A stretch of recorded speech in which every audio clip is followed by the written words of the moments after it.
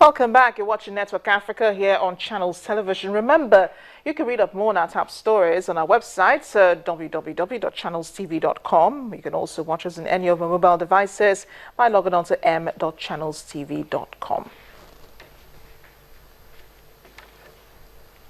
Well, what a morning it has been for residents of the Egyptian capital, Cairo. 16 people were killed today when 3 masked men threw explosive devices into a restaurant.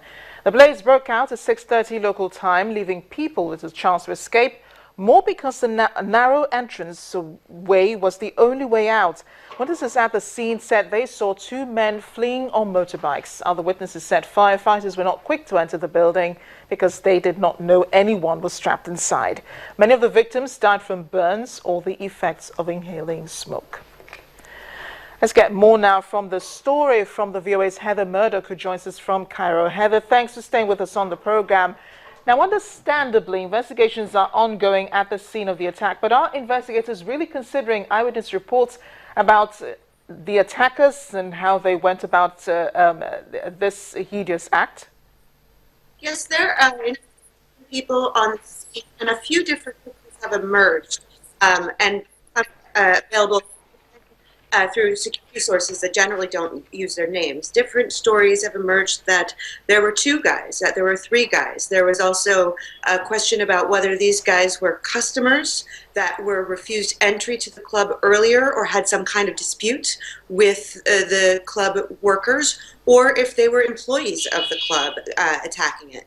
At that time, the place was actually closed, so everybody inside would presumably have been a part of the cleaning staff. And, well, the investigations, of course, is still going on. But from your observations on the ground, Heather, were there any indications, perhaps, or anything that gave away that maybe security of residents and security of lives and property were being threatened in Cairo? It's been a while that there's been an attack in the capital. Right. So, yeah, this came as a huge surprise. I mean, there's always a constant vigilance about terrorism here. Authorities here have said that they want to make everyone understand that at this point they're looking at this as a criminal act, not an act of terrorism. However, it is something that is on people's mind with the Islamic State affiliate in the Sinai Peninsula. In the end of October, there was a large plane crash, if you remember, and that was and a terrorist group did claim responsibility for that. But that's so far from Cairo, and it's in an area that's generally insecure. In Cairo, attacks are rare. They're usually against military or other security forces, not against civilians and a restaurant. It's very unusual, and it was a big surprise. Yeah, I would think so too. It's quite unusual for restaurants, and then there was no trigger, for this at all. But what's the government saying on the sidelines? What's the government? What have they found out? What are they saying? Well, I mean, they're emphasizing that they're looking at this as a criminal act, not an act of terrorism, and I think that's partially just simply smart of them. If it was an act of terrorism, it would be a huge deal. It would be another blow to the tourism industry, which is already suffering here. They aren't saying much clearly at this point, other than just releasing small bits of information. Some of it doesn't even match each other. So at this point, there's no official word as to what happened, other than they're investigating and they believe it's a crime, not a terrorist. Finally, Heather, so far 5 people have been said to have been injured. Expectedly, security should be beefed up across the city. Is that what's really going on, or are people continuing as normal? People are continuing as normal, but security is noticeably higher. There's more soldiers on the street, we've seen them on bridges and other important areas around tourism. A colleague of mine today was covering at the pyramids, and the pyramids security was beefed up as well. So it is clear that they are on high alert today. But at the same time, there's not a lot of a word on the street that people want to stay in, and at this point, people are wanting to believe that this was an isolated incident. Heather, thanks for joining us from Cairo. We do hope you stay safe. Thank you. VOA's Heather Murdoch joining us from Cairo. But confidence is growing in Liberia's health sector after the country released its last known 2 known Ebola cases from hospital. Liberia has been the only country yet to be cleared of EVD. However, both patients released on Thursday are said to have been from the same family, a man and his younger brother. Health officials are still being careful, though, despite no new cases emerging. There are 165 contacts still under quarantine, 30 of whom are said to be high risk. Medical workers have been investigating how the disease re-emerged 2 months ago after the country was declared EVD-free by the World Health Organization. Well, let's turn our attention now to Tanzania, where the new president is already making a name for himself across the continent with a radical program of cutbacks. During his first 3 weeks in office, John Magufuli has banned public officials from traveling abroad, cancelled the annual Independence Day celebrations, and even stopped government money being spent on Christmas cards, and all before appointing his cabinet. His actions have gained him some popularity, which is rapidly spreading across the continent, especially on Twitter, with the hashtag, "What would Magufuli do?"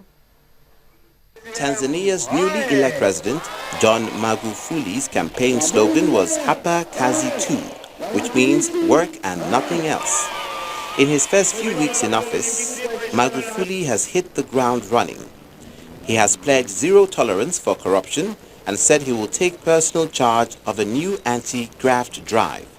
He has implemented a series of austerity steps since being sworn in early November, including cancelling Independence Day festivities and restricting foreign travel for officials. Underscoring his popularity since winning, Twitter hashtags associated with the president, such as hashtag "What would Magufuli do?" have quickly become top trending topics among social network users. Poking fun at the president's new measures, hashtag "What would Magufuli do?" has generated comic and often satirical posts across Africa. Jacob Selingia is an avid social media user and has been following developments around hashtag "What should Magufuli do?" He's all about refining, restricting, and basically budgeting. So people started making it into a joke of everyday life, and it just grew from that. It's an everyday conversation piece, even in the office.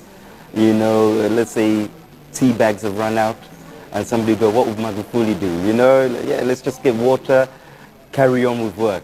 Despite the popularity of hashtag, the new president's measures to curb corruption have elicited mixed reactions among some residents in Tanzania's commercial capital, Dar es Salaam.